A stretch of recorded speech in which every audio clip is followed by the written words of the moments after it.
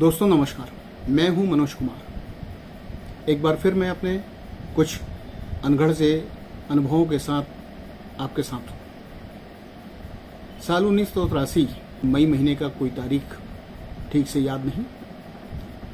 मेरे एक सीनियर मुझे अपने साथ ले जाते हैं और एक हिंदी के बेहद जानकार और थोड़े से कड़क मिजाज के निर्भीक वर्मा साहब के हवाले मुझे कर देते हैं।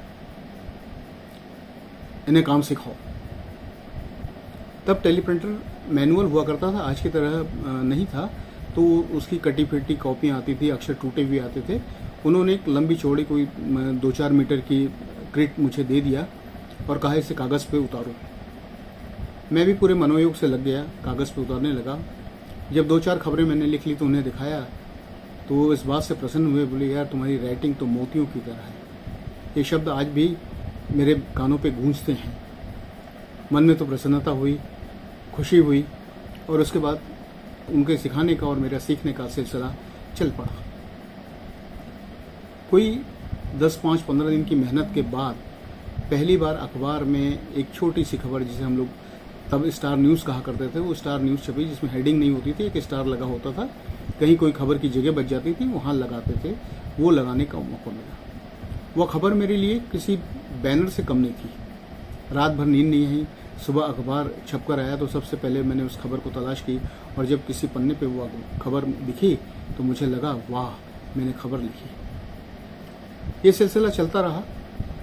धीरे धीरे मैंने कुछ चीज़ें और सीखने की कि अब वो स्टार खबर से लेकर बड़ी खबरों तक आया।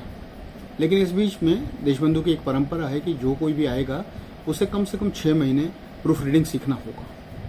मुझे प्रूफ रीडिंग सीखने के लिए भेज दिया गया। मैं प्रूफ रीडिंग सीखता रहा। यही नहीं, देशबंधु की एक और विशेषता यह थी कि आपको मुकम्मल बनना है।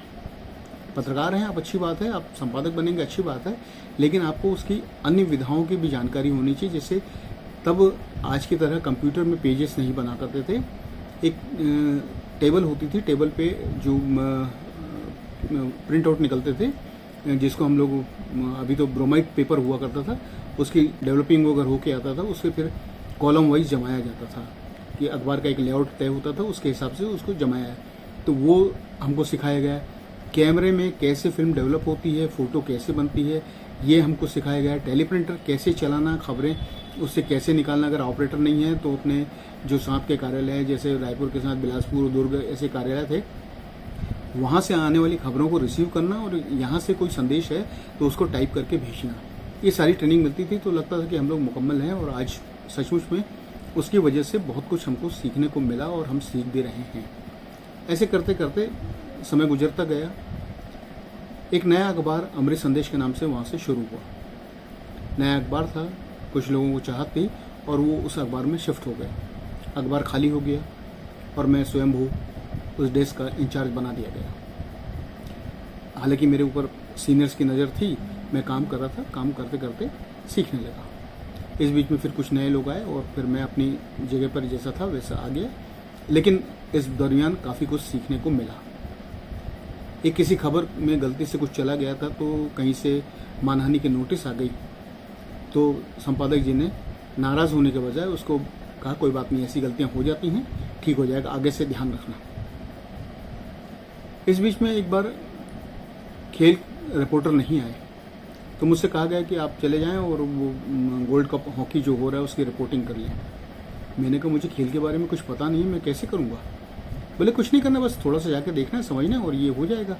तो उन्होंने अपनी भाषा में तो मुझे समझा दिया और भेज दिया। अब आदेश का पालन नहीं करूँ तो ये उदंडता थी।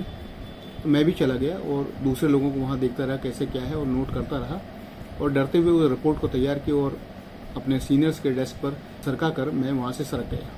तो मुझे पता था कि इस खबर के बाद मेरी क्लास होनी है। लेकिन हैरानी तब हुई जब वो खबर पर न मुझसे कोई दरियाफ्त की गई, न कोई डांट पड़ी, बल्कि वो खबर जस के तस अखबार में छपने चली गई और अगले दिन अखबार में खबर छपी। इस तरह खेल में रुचि हुई और खेलों में मैंने काफ़ी कुछ, जैसे नई दुनिया का पब्लिकेशन था हलचल, इसमें काफ़ी मैंने इंटरव्यू किए, काफ़ी कवरेज किया, काफ़ी लिखा मैंने। तो एक खेल पत्रकारिता के प्रति भी रुचि जागृत हुई। सिनेमा को लेकर रुचि जागृत हुई, दूसरे विषयों को लेकर जागृत हुई, खासतौर पे रूरल रिपोर्टिंग को लेकर, डेवलपमेंट जर्नलिज्म को लेकर एक अप्रोच बना। और ये सब कुछ उन ऋषि परंपरा के मेरे सीनियर्स की वजह से हुआ, जो डांटते भी थे तो चिंता भी करते थे कि मैंने खाना खाया है कि नहीं खाया है, मेरी तबीयत खराब तो नहीं हो रही है, मैं अदब में हूँ कि नहीं, कोई बदतमीजी तो नहीं कर रहा हूँ, यहाँ तक वो ख्याल रखते थे। मतलब वो सीनियर तो कहलाने के लिए थे, दरअसल उनका सबका भाव मेरे प्रति गार्जियन का था। इतने सारे पालकों के बीच में जो मैंने ककहरा सीखा, आज उसकी वजह से मैं आप सबके सामने बोलने के लिए थोड़ी सी हिम्मत कर पा रहा हूँ, थोड़ा सा बोल पा रहा हूँ। निश्चित रूप से इस पूरे 40 साल के दरमियान बहुत सारे अनुभव हुए। मैं बाद में सरकार की सेवाओं में भी रहा, एक सरकारी जो बाल पत्रिका थी उसका संपादन किया। कम्युनिटी रेडियो मध्य प्रदेश में 8 कम्युनिटी रेडियो एस्टैब्लिश करने का सुख मुझे मिला, उसका संचालन करने का सुख मुझे मिला। माखनलाल चतुर्वेदी राष्ट्रीय पत्रकारिता विश्वविद्यालय में बतौर सलाहकार मैंने कम्युनिटी रेडियो एस्टैब्लिशमेंट में अपना योगदान दिया। मेरी कम्युनिटी रेडियो पर भारत की पहली हिंदी में किताब है। ये सारा श्रेय, ये सारा सुख, ये सारी कामयाबी वो उन लोगों को है जिन्होंने मुझ पर बहुत समय खर्च किया, बहुत मेहनत की और मुझे तैयार किया।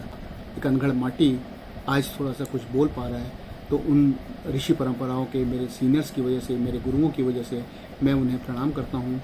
और धीरे से फिर मैं किसी और एपिसोड में आपके साथ कुछ और बातें करूँगा। हालांकि मेरा अप्रोच अब ये होगा कि प्रतिदिन अखबार में खबरें छपती हैं, कुछ बहुत यूनिक खबरें होती हैं, कुछ बहुत पॉजिटिव खबरें होती हैं, कुछ अलग हटकर खबरें होती हैं।